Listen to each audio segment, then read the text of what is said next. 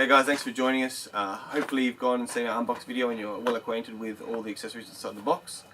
Now what we're going to do is we're going to plug it all in and get your security camera up and going. So these kind of security cameras are very useful in the indoor environment. So say you had a passageway that you needed to keep an eye on inside, or maybe there was a patio area that you wanted to keep an eye on, you didn't want to have a big bulky swan camera. These little DIY cameras are quite handy for that and very good for inside. It allows you a lot of different mounting options, so you can disguise it as whatever you'd like, but essentially it gives you another option inside for your own home security. We'll go inside, I'll show you how to insert the memory card into our little DIY camera, and then we'll get my phone out and we'll go through a couple of steps to get you up and going.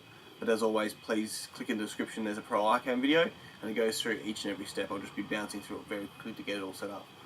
So let's go ahead, we'll get the unit out, and I'll get a memory card here and I'll show you how it all goes in together.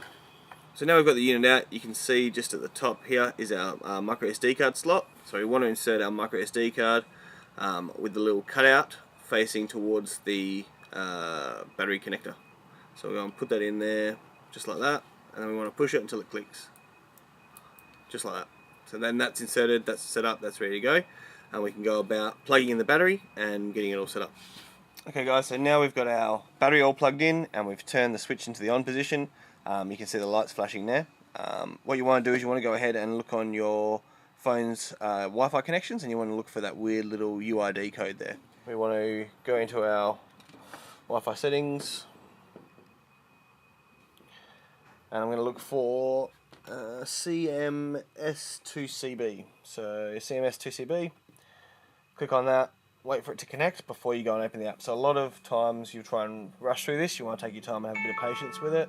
It's going to come up with a message exactly like that saying internet may not be available. Perfect. We then want to back out of it, go across to our Pro iCam app, which is just here with a little shield on it. We then want to hit the plus in the top right hand corner, add new online device, search LAN, and there's our camera. So if we click on that, click OK, it will then prompt you to change your password, which is completely normal. So if I click on it, password should be 1, 2, 3, 4, 5, 6, and then I can click on here. If it doesn't load up the first time, it does take a little bit of time to buffer, so you may want to back out of it, but there it is. We'll just 1080, yep, and if I put my hand in front of it, there you go, hand in, sorry, hand in, hand out. So if I place it up, that's some of our lighting rigs and all the rest of it around here. Just trying to get this focus. But yeah, pretty handy little unit, and again gives you a lot of mounting options.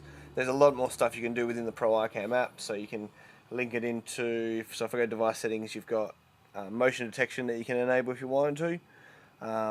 You've got the ability to add it into your existing Wi-Fi network so that you can watch it remotely, and set your time and date for all your recorded footage.